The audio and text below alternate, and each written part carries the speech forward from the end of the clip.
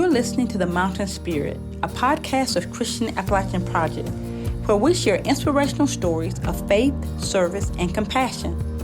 I'm a firm believer that we're all connected by our shared humanity, and that finding that intersection sometimes just means having a conversation.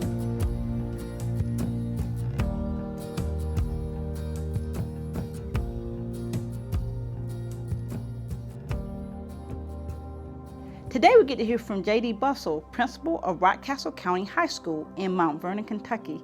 Hi, J.D. Welcome to the show. Hello, Tina. Thanks for having me. Absolutely. We're going to just jump right in. I believe you were born and raised in East Kentucky. Is that correct? I was born at Rockcastle County Hospital, which is Rockcastle Regional now, in 1976, and lived here my whole life. My father grew up in Cincinnati. My mother grew up in northern Kentucky. Fort Thomas, Kentucky. But my paternal grandparents were from Rockcastle County in Brodhead originally. My parents met at Eastern Kentucky University. They married and moved to Brodhead, and that we've lived here ever since. Can you tell me what it was like for you growing up here? I didn't really know any different. I know I would always go and visit my grandparents, in the big city of Cincinnati, and and we were very small, not a whole lot here. I will say that one particularly different thing that I had growing up, my mother raised me and my older sister, my younger brother, at the Catholic Church at Our Lady of Mount Vernon. And so it was really the only church I ever knew, growing up. And there wasn't very many Catholics around. And so I knew that, and I knew that it was different. But they would see that I would go to church, like the Our Lady of Mount Vernon was right next to Mount Vernon Elementary School, and people would see me going in and out of there. We're like, "What are you doing? Why are you going there?" But it's a beautiful church, and and it's been there since way before I was born. I played sports growing up and really got into that, and we didn't have Little League baseball, Little League football here. And so my dad, he kind of started that because he had all that in Cincinnati, and it just kind of grew, and we were just always been involved with sports, and it's a good place to live. It's been a good place to raise my family. You had an early connection to Christian Appalachian Project. I wonder if you can share that with our listeners. We went to church at Our Lady of Mount Vernon. Father Ralph Beiting was our priest. When I was born in 76, I was baptized in the church by Father Beiting. So it had to be around that time, 76, 77. And I do remember Father Beiting. My grandparents were both German, grew up in Newport, Kentucky. And the Beiting family was a pretty big family at that time. I don't know how big they were, so I just know there were a ton of Beitings that my grandparents knew and stuff that lived there at that time. Father Beiting in particular, I do remember, we have the Hunger Walk in downtown Mount Vernon.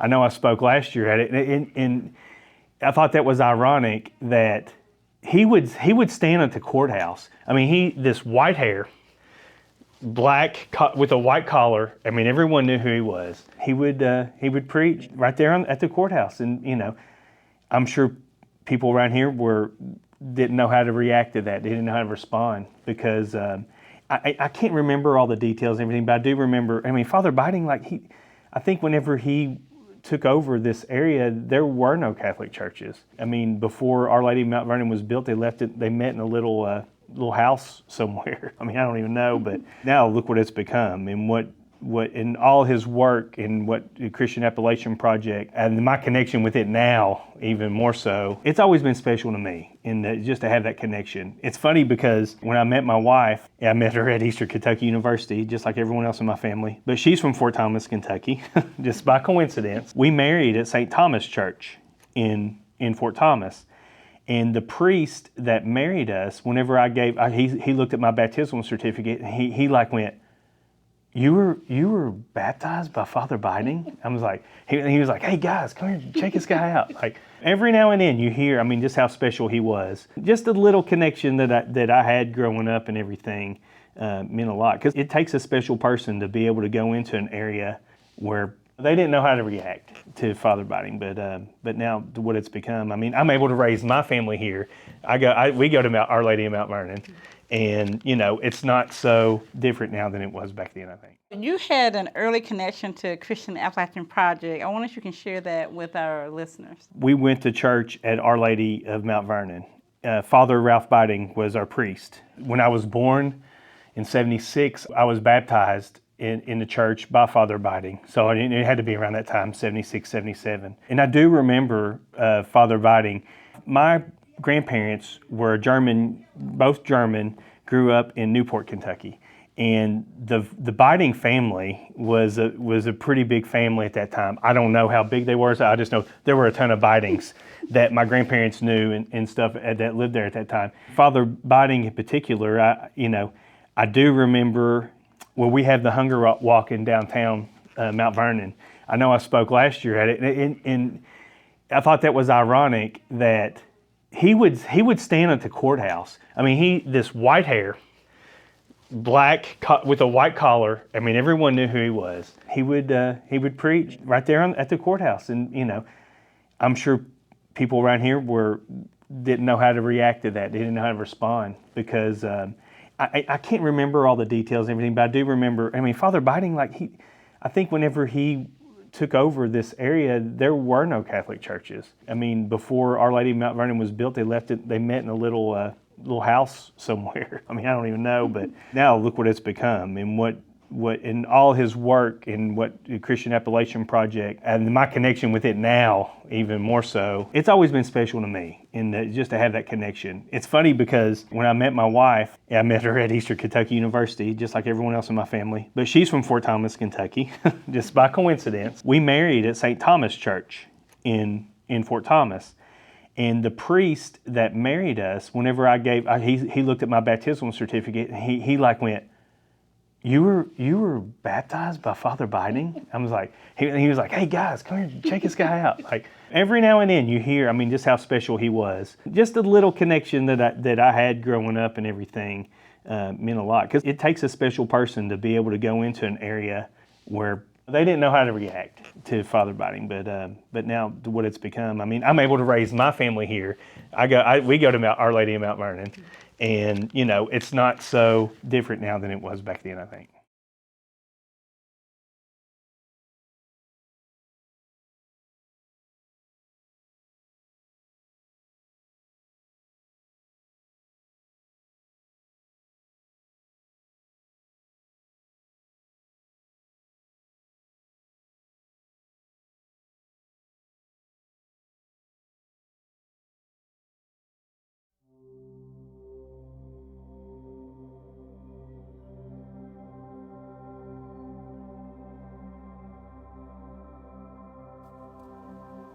Stay tuned.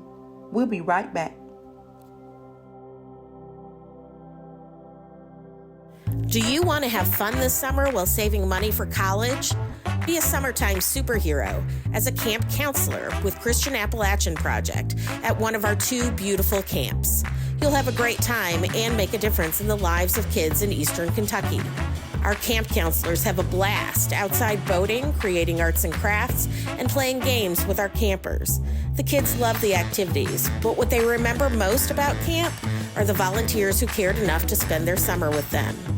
While you're here, you'll earn an educational award that you can use towards college or trade school, and other benefits too, like a financial stipend.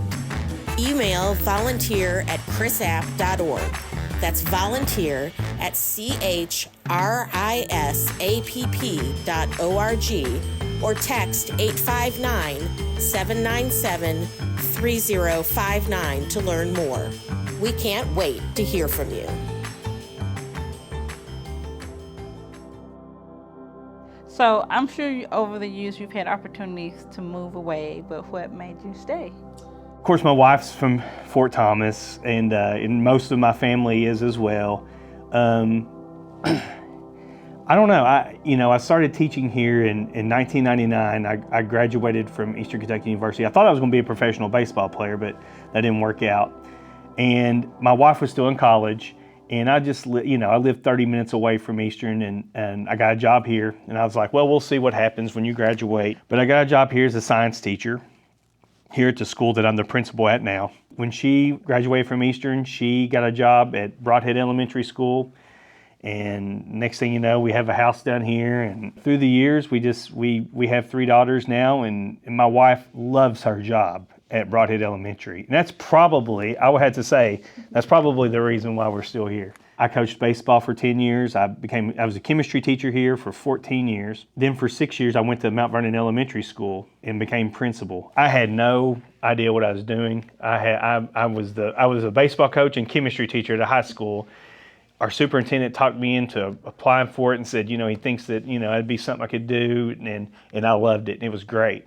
And lo and behold, I remember sitting at my desk, and right through the window, right behind my desk, was Our Lady of Mount Vernon Church, my church that I grew up and went to. So I always thought that was special. And even when I was there, we reconnected with Christian Appalachian Project and some of their programs they did. We would have toy drives, and through the priest, I think at that time was Father Michael Flanagan, and he had some connections through CAP that kind of reunited us. And a lot of colleges, I know Notre Dame and Loyola Chicago, I know 2 of them I know for sure that they would come down for spring break and they would teach lessons to kids at Mount Vernon Elementary.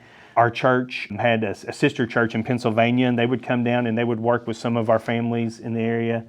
But there's always been that connection. It started getting back with CAP and the Hunger Walk, and now how that's evolved. I'm really proud of that, and to think that Father Beiting started that. Many people think of poverty when they think of Appalachia. What do you think people miss when they reduce Appalachia to just that one thing? It's funny because people in Rockcastle County probably think that the further east you go into the mountains, that they have it a little worse than we do. And it wasn't always like that. Like whenever I was growing up, these coal towns were rather large. I mean, I remember when I was a kid, if we went and played Little League Baseball, let's say we advanced and we went to Hazard. Well, Hazard was a pretty big place. It had lots of stuff and everything. Harlan was another, Middlesboro. I mean, Pikeville was the big city. And one other unique thing is my dad, he worked for the Department of Natural Resources and surface mining for the state of Kentucky. It seemed like in eastern Kentucky, they had very rich people but extremely poor people. One of my assistant principals, he graduated from Everett's High School, and his father worked in the coal mines his whole life and lived in Everett's, Kentucky, which is in Harlan County.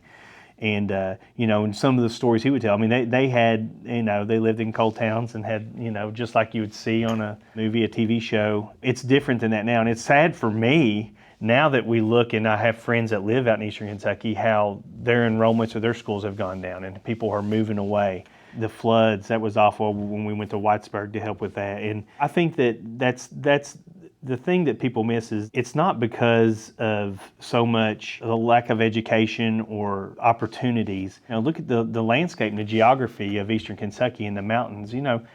There's not a whole lot of places to build large towns or anything like that. And they lived in the hollers and stuff back then. I'm afraid that society has always wanted to depict eastern Kentucky as being a coal miner daughter, Loretta Lynn story, that type of, they look at that and everybody wears overalls and Stewart story and bare feet and that sort of thing. But it's not like that at all. I think that the advances in newer roads, in ways to get from A to B have helped with that. But losing the coal made a big deal, I think. You were the principal of Rockcastle County High School.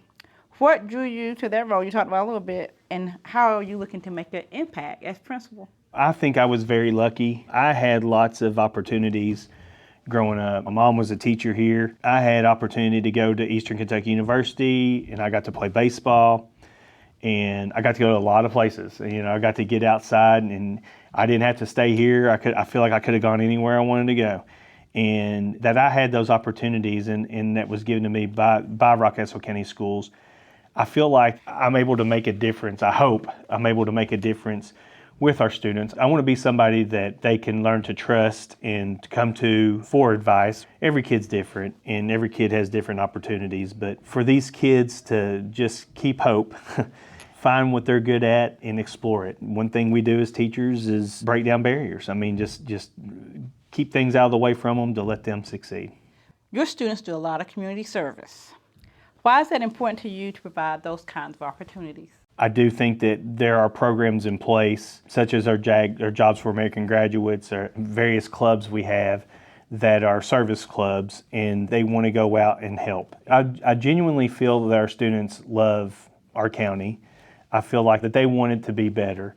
I feel like going out and helping others is a way to do that. You develop a sense of pride in what you have if you're out picking up trash on the side of the streets, if you're helping at Grateful Breads and pack the food containers. They learn to appreciate, golly, there's people that need this. I should appreciate what I have more. You know, and a lot of kids that we have that go and do these things are part of the assistance program as well. When they all go together and they work on those things, they represent Rockcastle County High School, and hopefully that's a special thing for them.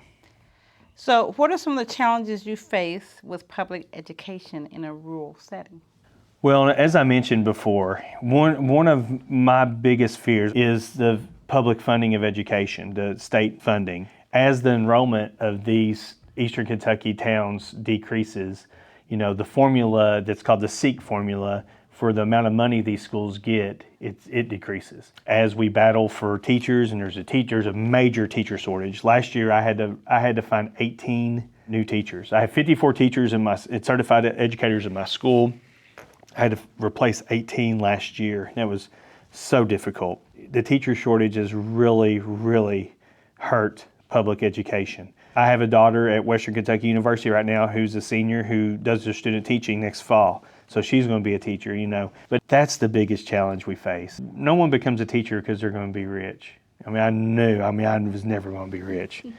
But I get to be a part of a lot of kids' lives. I get to go to school every day and see 850 kids, only 840 of them might be smiling, but then I go to those 10 that aren't. It brings a lot of joy in my life. I also fortunately get to be in the same school with my 3 daughters. So I got one in 8th grade this year, so I'll have her next year. It's a good life. I get to have a lot of positive experiences, and most of the time, not since I've been a principal, but most of the time I get to go home at night and see them.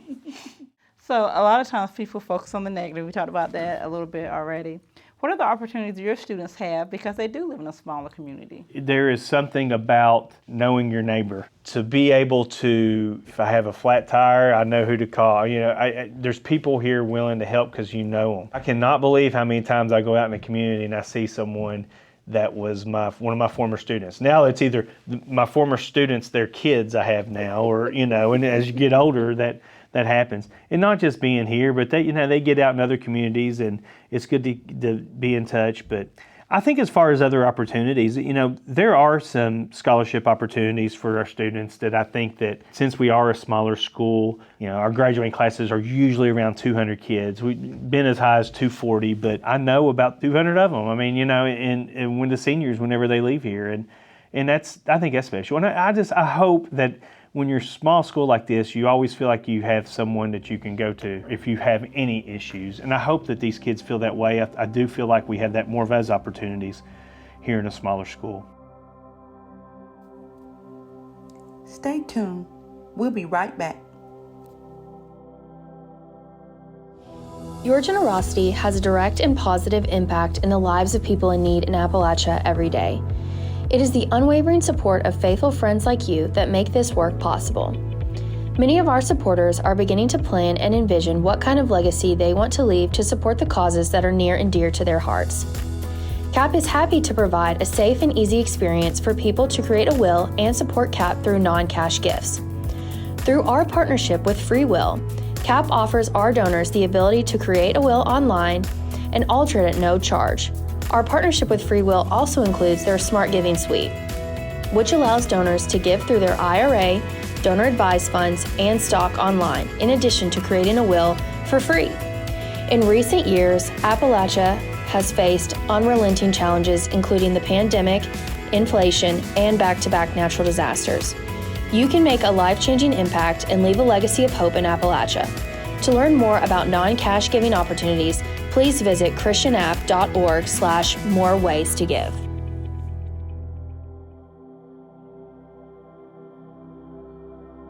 So we talk a lot about partnerships at CAP. What ways does the public school system in Rockcastle partner with CAP? In September, we have something called the Hunger Walk, and basically it's to bring the spotlight to food insecurities, not just in Rockcastle County, but all Eastern Kentucky. And Christian Appalachian Project has been the sponsor of that. I know that, it's been how many years have we had it now? About 12. Yeah. So I was brand new principal at Mount Vernon Elementary School, and of course, growing up in a small town, Sherry Barnett and Miss Lindsay, I knew her. Miss Carolyn, I knew her. I had both her daughters in school. I was their science teacher, and I knew Sherry. They came to me and just said, "Hey, we would like to get some kids together. Maybe have some kids and walking this hunger walk." And I was like, "Hey," and I talked to our superintendent at the time was David Pencil, and I said, why can't we just walk up there and walk back? and all of our students participated in it. So that kind of grew, and then we did the food drives. Then it turned into we were having food drives where we could contribute to that. Now it's kind of even grown even more. Now that I'm at the high school, we try to get our high schoolers involved. I think it's a staple event. I think it's going to be around way past whenever I'm gone. But we even have a hunger bowl. It's been tough through COVID and some things have changed, but that'll grow. That'll continue to grow. We've had our JROTC had a clothing drive this year for Grateful Threads. I mentioned before our JAG program, which is Jobs for American Graduates. They go down and help with packing things for CAP. Gosh, through COVID, there was so much help that we received from CAP. And, I know a lot of times everyone was shut down and everything, but just to get food to where it needed to be was just a huge thing. It's great that we have that relationship with CAP. I think it'll continue to grow. So talk a little bit about how your family resource coordinators, how they work with Grateful Bread, which is our pantry, and Grateful Threads, which is the thrift store when students have immediate needs or have needs that need to be met. Public schools across the state of Kentucky, if you have a certain level of free and reduced lunch, you can qualify to have a family resource youth service center in your building. So at the high school, we have youth service center, and we have a coordinator and her assistant, and what they do is they will do surveys throughout the year. They will teachers will make referrals to them about children who might be in need of food at home. If things happen, let's say there's a fire and they need some immediate help, the youth service center is there for them to coordinate, finding them places to live. They are there to remove barriers, to help. CAP donates several food packs every week, and that's sent home, and we call it Stack Pack program. On Fridays, our kids will take those home, and just to get them through the weekend, our kids get free breakfast and free lunch, and even a free snack in the middle of the day. But Youth Services has always been good to coordinate with Christian Appalachian Project. I know even in our Christmas programs, but they work with them. They've been in place, and it's hard to fund that. It's hard to fund with all those clothes and all the food and everything. And so we're really glad that Christian Appalachian Project is there to help with that. What are some other partnerships that you have in the business community or with other organizations that benefit your students? One thing that the state of Kentucky is going to expand on, and I was actually in meetings about it earlier today, is work-based learning. It's going to be something prevalent throughout the state in public education here moving forward. One of the goals of that is to work with our students about finding jobs or working on the skills it takes to go into the workforce. Not all kids are going to go to college. We know that. Less than 50% of our kids do. I think it's right at 45% of our kids go to college. That 55%, what are we doing to see that these kids have the skills they need to go to technical schools? Some go right into work. We have a area technology center. We're one of the lucky school systems that has our area technology centers attached to our building. We have a principal down there, Mr. Sherman Cook. They offer lots of skills and job skills where they can move right into the workforce. Rockcastle County is an area that doesn't have a lot of industry. We don't have factories. But what we like to say is we offer the opportunity to live in a smaller area with great schools and a great hospital and lots of opportunity. Maybe you'll have to drive 20 miles to your job, but you can leave that big city or whatever and come back and still have a little small town life here. But some of the businesses around that are super just work with us so well. there's not many, of course, but Rockcastle Regional Hospital is really good. Our banks, Citizens Bank, Community Trust Bank have been really good to us. Just the small businesses, they want to help kids. They give kids after-school jobs and just stuff like that. But this work-based learning, it's going to be a big deal, and it'll be out there. Next year, it'll be throughout most of Kentucky high schools. It'll be a good thing. When your students walk across the graduation stage and they receive their diploma, what do you hope they take away as they go out into the world? One thing I tell all of our seniors, which actually I'm meeting with my seniors tomorrow for our first little senior meeting, just kind of to let them know, okay, this is real. We're here, And one thing I always tell them, the harder you work as a child, the more you can play as an adult. And the more you play as a child, the harder you must work as an adult. And I try to tell them they are equipped with an education and that nobody can take away from them. And now they are empowered to do with that whatever they want. If they want to go to college, we've got them in that direction. If they want to go into the workforce, we put them in that direction. One thing they will always know when they live here is, I'm not going anywhere. I'll be here. There will always be someone at Rockcastle County High School. If they ever need anything, just because they've graduated, they're still a Rocket, and then now they're an alumni, they can come back and still use our resources. That doesn't go away. People don't realize that it's an exciting time. It's exciting for families, but it's a scary time for kids. But hey, if we all got to go through it, it's something that is important, and it's just a stepping stone in life. What makes you proud to be the principal at Rockcastle County High? Really proud of our students and our staff. The teacher profession, like many other professions, has really changed throughout the years. I know a lot of people think that teachers come to school and I taught chemistry. Come to school and just teach chemistry, and you go home, you don't work, you don't have to worry about it anymore. Or the teacher's job is to make the kid's life miserable. I don't know. But it's more about caring for the kids. If you didn't care for the kids, you couldn't do this job. No one wants to be miserable, and I don't think any of our teachers are miserable. I mean, I think they get the opportunity. I think they get frustrated at times, just like everyone does. But to see what our teachers do on a consistent basis, and even the extra things that they do, that I'm really proud of that. Just our staff and what they do, and I see what they do every day. And you don't see that on Facebook. You don't see many things about, how great the teachers did and everything. There's thousands of great things that happen here every day. The mission statement of Christian Appalachian Project is building hope, transforming lives, and sharing Christ's love through service in Appalachia. Hope, transformation, love, and service. Which one of these resonates with you the most when you think of Appalachia?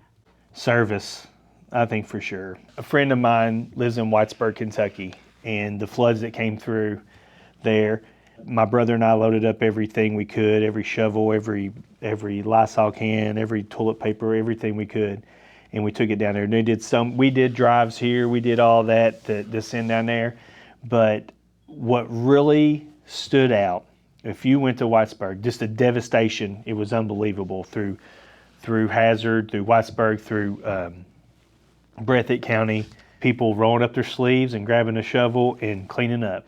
I don't think you would see that in a lot of communities, but it was about helping your neighbor and being there for them, doing the dirty work. And I think that one thing that in Appalachia that we have is work ethic.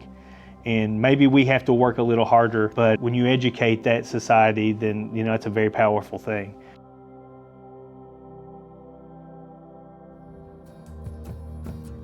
Our guest today has been J.D. Bussell, principal of Rockcastle County High School in Mount Vernon, Kentucky. We hope you've enjoyed the show and check out next week's episode. Tell your friends to check us out too. You can follow the work of Christian Appalachian Project on all social media channels. Find the show online at christianapp.org/podcast or anywhere you get your favorite podcasts. Be sure to subscribe so that you never miss an episode.